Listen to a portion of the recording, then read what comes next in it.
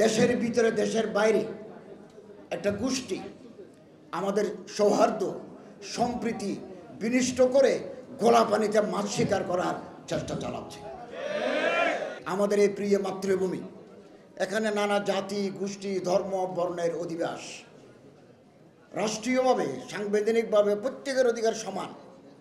রাজনীতি করার অধিকার, ব্যবসা করার অধিকার, ধর্ম পালনের অধিকার, ধর্ম চর্চার অধিকার সমান। এটা বৈচিত্র্যময় দেশ।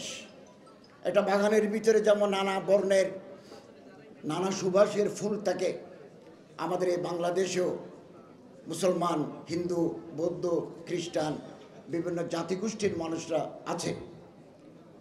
আমরা ঐতিহ্য রক্ষা করে আসছি। প্রত্যেকে তার নিজ নিজ ধর্ম পালন করবে নির্দ্বিধায়।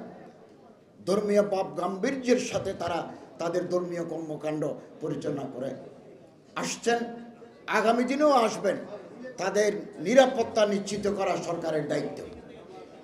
দেশের ভিতরে দেশের বাইরে একটা গোষ্ঠী আমাদের সৌহার্দ্য সম্প্রীতি বিনষ্ট করে গোলা পানিতে মাছ শিকার করার চেষ্টা চালাচ্ছে। আমরা ইনশাআল্লাহ আজিজ আপনাদের সহযোগিতা নিয়ে কোনো ষড়যন্ত্র আমরা সফল হতে দেব না।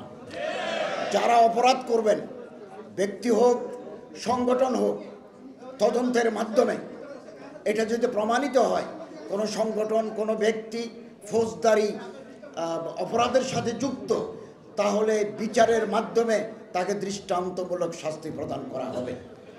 চট্টগ্রামের ঘটনায় একজন অ্যাডভোকেট শহীদ হয়েছেন। আমি গতকাল তার কবর জিয়ারত করেছি, একবার রিমোট এরিয়া। তারপর ওর পরিবারের সাথে দেখা করেছি। 7 লক্ষ টাকা ওনার এই অ্যাডভোকেট সাইফুল ইসলাম আলিফের স্ত্রীর হাতে দিয়েছে, বাবার হাতে দিয়েছি। এবং ধর্ম আমার তত্ত্বাবধানে শামসুল হক ফাউন্ডেশন নামে একটি চ্যারিটি অর্গানাইজেশন, আমরা 1 কোটি টাকা এই পরিবারকে সহায়তা দেব, যাতে তারা একটা 3 বছরের বাচ্চা আছে আর স্ত্রী ও সন্তান সম্ভব, তারা যাতে আর্থিক সংকটে না পড়ে, লেখাপড়া ভরণ পোষণ, মা আছে বাবা আছে। এই জন্য আমি ইউএনওর সাথেও কথা বলে এসেছি, আমরা তাদেরকে 1 কোটি টাকার সহায়তা দেব। এবং বার কাউন্সিল থেকেও যাবে, বিভিন্ন সংগঠন থেকে যাচ্ছে। তো অপরাধী যারা, তাদের ছাড় দেওয়া হবে না। এবং আমি দেশবাসীকে মুবারকবাদ জানাই, ধন্যবাদ জানাই।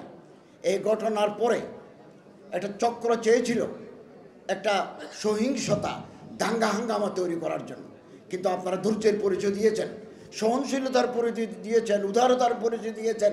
ওই ফাঁদে এদেশের জনগণ পা দেয় নাই। এবং আমরা যদি ঐক্যবদ্ধ থাকি, তাহলে সমস্ত ষড়যন্ত্র আমরা ব্যর্থ করে দিতে সক্ষম হব ইনশাআল্লাহ।